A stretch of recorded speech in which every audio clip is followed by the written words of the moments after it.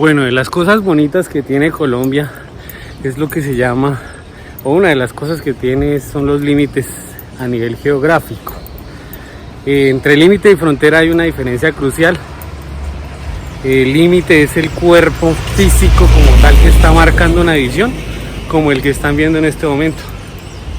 Que se ve de fondo es uno de los afluentes principales de Colombia, que es el río Cauca. Marca todo un valle que atraviesa varios departamentos. Al fondo se ve Irra, que es parte de Risaralda. Y aquí, ahí por donde va la profesora Diana, vamos a llegar nuevamente, vamos a reincorporarnos a Caldas. Hoy vamos a ir hasta ¿dónde, profesora? Vamos a ir a la sede del Bohío. Sede del Bohío. Y para ir a la sede del Bohío hay que tomar, ¿cómo se llama? El Lleo. Entonces... está en la vereda del Bohío. La sede, perdón, que está en la vereda del Bohío, hacemos la aclaración. Aquí ya estamos retornando a Caldas, para que lo vean. Y desafortunadamente tuve un problema con el soporte de la GoPro, por eso no he podido hacer algunas tomas de las vías terciarias que hemos recorrido para llegar a ciertas sedes de esas veredas. Pero bueno, pues hoy vamos a tener la oportunidad, dado que hay que dejar la moto allá atrás en el pueblo de Irra, ya se quedó la ratona, de poder mostrar un poco más de las imágenes que tiene este bello departamento de Caldas.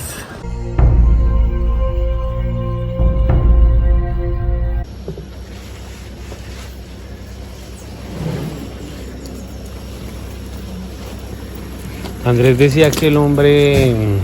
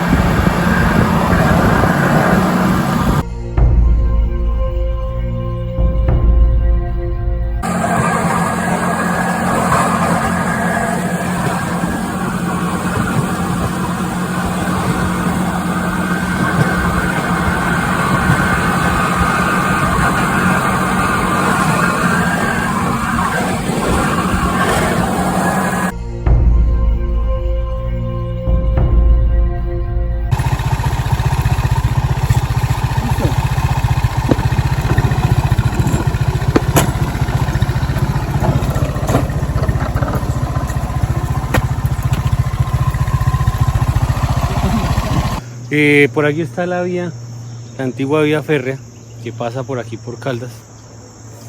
Hay que tomar un llevo que viene en ese sentido y que inclusive sigue moviéndose y movilizándose para parte de todas las veredas que se encuentran por este costado. Y en medio de esta vía férrea aparece esta escuela bastante bella que están viendo ahí, que se llama Institución Educativa San Luis de San Antonio José de Sucre, vereda Bohío.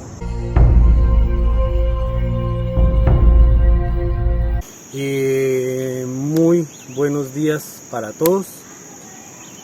Tengo el privilegio, el honor y el placer de presentarles a la profesora Diana, que me abrió las puertas aquí en Caldas. Afortunadamente golpeé las puertas y ella fue la que muy amablemente las abrió. Y entonces, de verdad, profesora Diana, yo no hago más sino agradecerle por haberme permitido llegar hasta estos lugares. Profesora, ¿hace cuánto tiempo está su merced por aquí caminando? Más o menos, no tiene que ser pues exacta. Súper exacto. 3 años y medio. Más o menos 3 años y medio. Caminando por estas sedes. Sí. Acompañando. Su merced, ¿qué hace? Cuéntanos un poco para que Colombia se informe, porque todo el mundo piensa que la escuela se divide solo en estudiantes que no quieren ir a la escuela y profesores que no quieren ir a dictar clases. No, eso no es verdad. Bueno, yo me llamo Diana Delgado, soy docente orientadora de la Institución Educativa San Luis en Neira, Caldas. como te dije, llevo 3 años y medio en esta institución educativa, con el tiempo pues también de la pandemia, que también fue todo un reto. La escuela rural trabajar en la escuela rural es realmente un reto laboral, sobre todo para todos los maestros, las maestras, los docentes orientadores. En mi caso, pues digamos que ocupo el cargo de docente orientador. Nosotros trabajamos por garantía de derechos de los estudiantes y nos articulamos con otras entidades para esa garantía de derechos, y a veces digamos que encontramos muchas barreras, pues digamos porque estamos en lugares que son distantes de las entidades del Estado, sí, generalmente están en la parte urbana, y conectar digamos a la población con estas entidades a veces es difícil, sobre todo en el tema de, por ejemplo, de salud. Cuando hablamos de dificultades de aprendizaje, una de las principales barreras que los niños, las niñas y los adolescentes que están en nuestra institución educativa y tienen dificultades de aprendizaje, muchas veces no son valorados, y nos encontramos con la problemática del docente, digamos, qué hacer con, digamos, estos niños y estas niñas que no cuentan con un diagnóstico, que no cuentan con, digamos, las terapias adecuadas, y para nosotros los docentes orientadores se nos vuelve todo un reto, digamos, como en esa conexión o articulación con, sobre todo con el sector salud, para garantizar, digamos, como el derecho a la educación y los otros derechos asociados que derivan sobre todo en el tema de discapacidad. Profesora, ¿su merced es egresada de dónde? De la bella y gloriosa Universidad Pedagógica Nacional de Colombia. Ah, qué bonito. Sí, mi universidad. La quiero mucho. Un saludo para la universidad. Se le nota, gracias. Profesora, ¿a qué sabe Caldas? Caldas sabe a café, y a un muy rico café, sobre todo el café de Vicky, de la sede central, en la vereda Cuba. Tú también lo probaste. Caldas sabe a un delicioso café. ¿Toman mucho café por acá? Pues a veces solo impresión mía.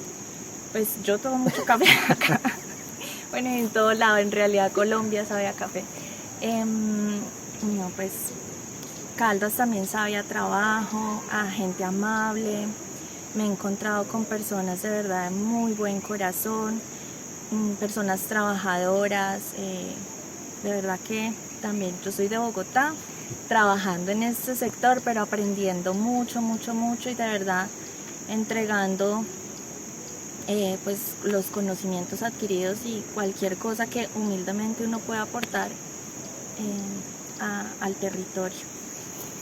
Profesora, aprovechando que su merced ya ha caminado, recorrido en estos 3 años y no solo en estos 3 años y medio, ha tenido también su recorrido y su camino, ¿alguna recomendación, sugerencia para aquellos que en el hoy se están formando como profesores orientadores de la ruralidad? Bueno, que sin saberlo puedan terminar la ruralidad, ¿no? En este país donde muchas veces se lee la discapacidad como un castigo divino, o las personas que tienen ciertas condiciones de discapacidad como un castigo divino. No sé, profesora.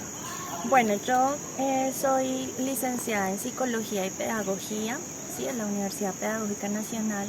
En este cargo de docente orientador me he encontrado con psicólogos, profesionales en desarrollo familiar, trabajadores sociales, licenciados en educación especial. Me he encontrado con un conjunto de otros profesionales que ocupamos el cargo de ser docente orientador. Yo les diría a esas personas que están aspirando, digamos, como a ocupar este cargo, es nunca perder la vocación, nunca perder ese sentido de servicio, de garantía de derechos de los niños y de las niñas. Nosotros estamos, digamos, en las instituciones educativas para velar por sus derechos, para que conozcan sus derechos incluso. Articularnos con el docente de aula. La educación a veces se piensa únicamente como si fuera el aula y el profesor. Yo me acuerdo de una clase de la universidad que nos decían, la profesión de ser profesor a veces es una profesión muy solitaria y con muchas responsabilidades. Entonces es ubicarse, digamos, y dar la clase y pensar que con esa clase se llegan a los aprendizajes esperados, y no es así. Entonces nosotros los que nos ocupamos de ser docente orientador podemos acompañar para que esos procesos de aprendizaje se lleven de manera óptima, sobre todo con los muchachos que tienen algún tipo de discapacidad, ¿cierto? Con los niños y las niñas o con dificultades de aprendizaje, ayudar y sensibilizar también a los docentes como en reconocer los intereses, las aptitudes, las cualidades de esos niños y esas niñas. Es un trabajo, digamos, sobre todo en este aspecto de discapacidad, es uno de los retos más importantes que nosotros realizamos en la institución educativa, porque hay muchos, digamos, como imaginarios, cosas, barreras, ¿sí? Hay incluso a veces una distancia con el diagnóstico. Yo no quiero que el niño sea diagnosticado, la familia no quiere que el niño sea diagnosticado, el docente dice, pero si es una cosa de pronto que no tiene ganas. Entonces, yo invito a todas las personas que nos dedicamos como a este cargo a no perder esa vocación, ese sentido de servicio. Uno sale de la universidad y cuando se llega a la realidad uno dice, ¿cómo pongo en práctica todo esto que aprendí? Y la realidad es que a uno le toca permanentemente estar aprendiendo. Yo nunca he sido docente orientador y no lo voy a hacer porque no estudié para ello, pero de la experiencia estos días puedo decirles que llénense de paciencia, porque velar para garantizar los derechos de la población y de la infancia en Colombia es una tarea titánica y que requiere mucha, escucharon muy bien y las veces que lo pronuncie, paciencia. Así que, profesora Diana, mi admiración y reitero mi gratitud por haberme permitido llegar hasta este rincón de Colombia donde escuchan los pajaritos de fondo. La vereda del Bohío. Sí, sé Antonio José Sucre. Y a ti, Cecitar, muchas gracias por este trabajo, porque la verdad para mí también había sido como, yo decía, cómo se pone en conocimiento a la gente lo que es la educación rural y todas las barreras que tenemos que afrontar. La educación rural no es solo implementar escuela nueva, no es solamente flexibilizar contenidos, flexibilizar aprendizajes, eso es una parte importante, pero sí también a la gente, al Ministerio de Educación, a todo el mundo, hay algo que no está funcionando en cuanto a la calidad educativa de la educación rural y se tiene que hacer visible. Los profesores, los maestros, las maestras que con su labor tan importante trabajan a diario, porque trabajan mucho para llegar cada uno a su sede, pero hay una situación y es que el sistema educativo tiene que repensarse la educación rural, la pertinencia de lo que se está haciendo en este momento. Entonces, gracias a ti. No todo se reduce al contenido, Ministerio de Educación. Sí, no. No, está bien. Y bueno, la necesidad de pensarnos en contextos. Y a los académicos también que se acerquen a los territorios, entonces por eso, gracias por esto. Con mucho gusto, y no se les olvide entonces que Caldas sabe a café. Y al café rico de Vicky. Café rico de Vicky, muchas gracias. Y bueno, la intención es que podamos conversar un poco con el profesor, el profe Luis Carlos. Tengo el privilegio, el honor y el orgullo de presentarles hoy al profesor Luis Carlos, que lo tengo aquí a mi lado. Profesor que lleva 4 años en esta escuela rural, enseñando desde su saber, desde su hacer y con todo lo que implica, que ya lo vamos a hablar. Maestro, su merced es profesor nacido en Argelia, Cauca. En Argelia, Cauca. Ya vamos 4 años acá, su merced. Sí, señor, 4 años. Primera pregunta, maestro, si me hace los honores, ¿qué ha sido ser profesor acá en la ruralidad de Caldas?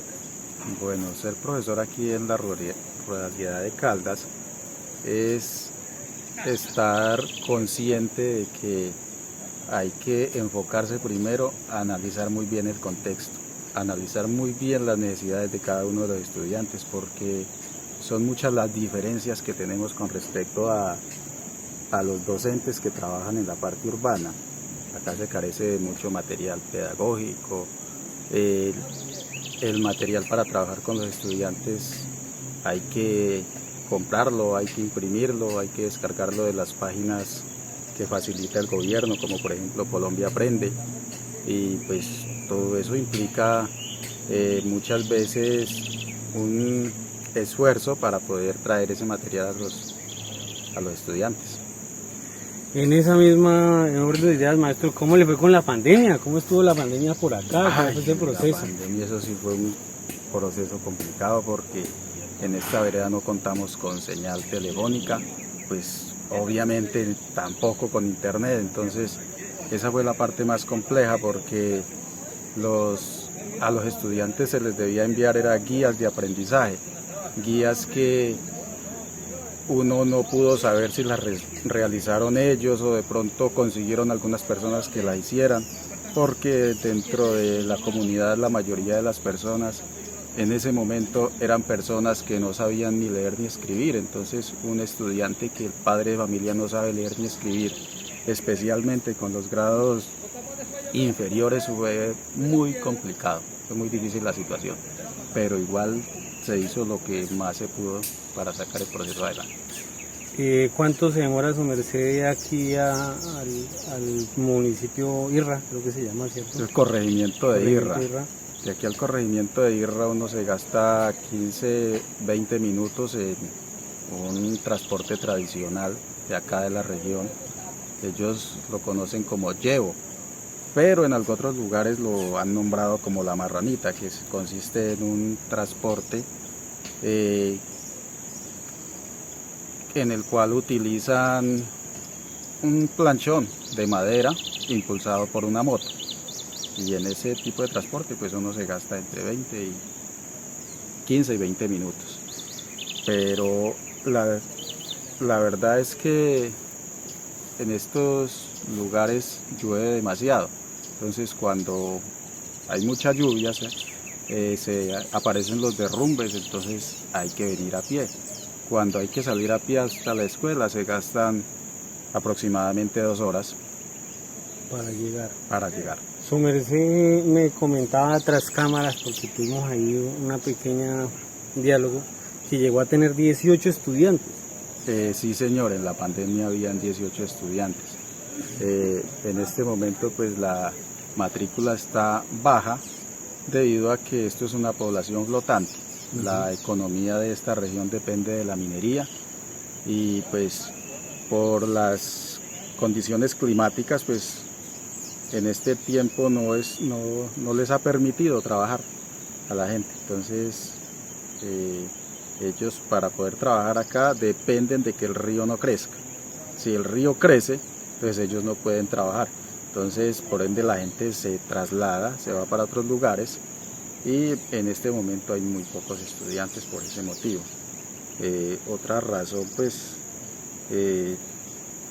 es que en esta comunidad no hay otras fuentes de trabajo, solamente es minería. Solamente minería, entonces por eso. Se depende de la oferta minera de la zona. ¿Cómo es ese desafío de tener estudiantes en un salón de diferentes grados? Hay que buscar muchas estrategias porque a pesar de que a veces son muy pocos alumnos, entonces a uno le quedan un alumno en cada grado. Hace 3 años se me dio esa situación, tenía solamente 5 estudiantes, pero entonces había uno en cada grado, entonces la dificultad que se presenta ahí es para las planeaciones.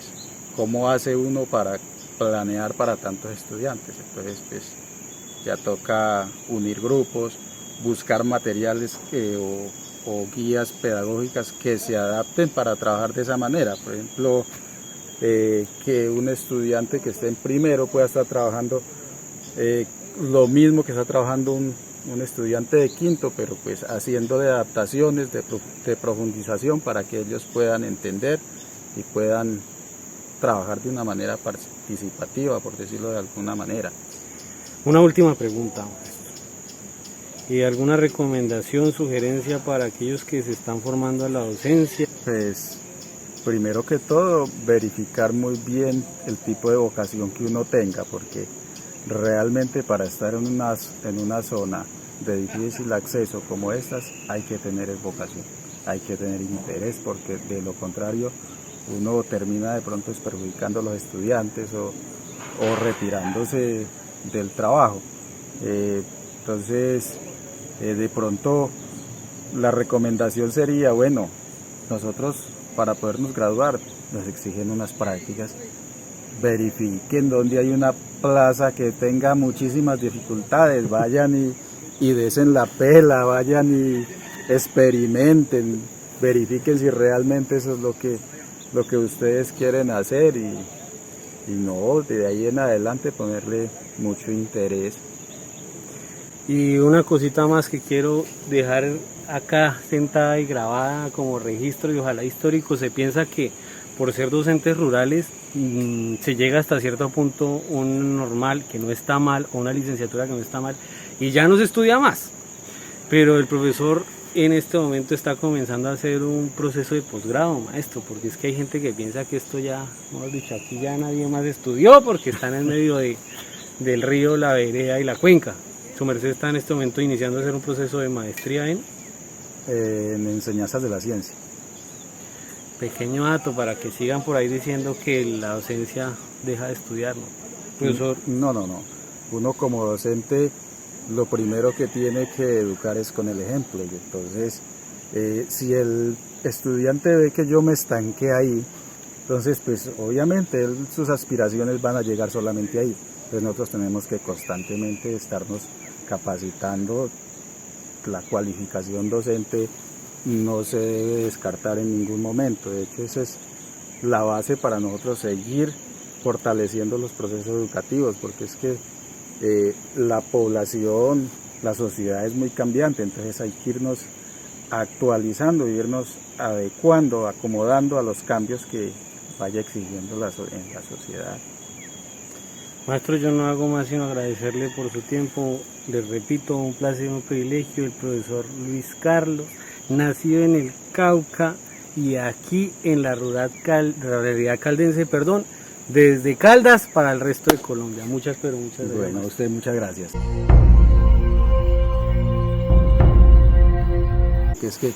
Porque es que aquí se me presentó esto. El otro año tenía 18.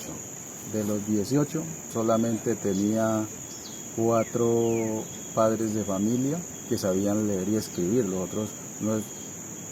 Me daba curiosidad alguna vez que me decía la niña: profe, lo que pasa es que yo la semana que viene no puedo venir. Y entonces yo le decía, bueno, entonces por favor dile a tu papá o a tu mamá que me mande una excusa por escrito para yo poderte reportar que no puede asistir. Y entonces nada, que me llegaba con la excusa. Y yo, mira, ¿qué está pasando? ¿Por qué? Cuando me dio por revisar la hoja de vida, no, pues claro, papá, la mamá no saben, no manifiestan, no saben firmar. Y bueno, y entonces yo como espero yo espero que el soporte. Sí, no, ¿cómo me va a llegar un soporte? Ah, no, bueno, tranquila mía, entonces ya. Ya de palabra le creo. Sí, y entonces, nos vemos después. Sí, entonces pues esa situación afecta mucho la parte académica, porque pues a nosotros los docentes nos miden mucho con las pruebas saber, con las pruebas evaluar para avanzar ahora. Pero uno cómo avanza con un niño que solamente depende de lo que uno pueda hacer. Acá. Porque pues ellos no, o sea, cualquier actividad que uno pretenda hacer en casa pues es difícil hacerla. Y quiero observarles también una parte bastante geográfica. Creo que se alcanza a escuchar por allá de fondo y es por allá lo ven, el río Cauca.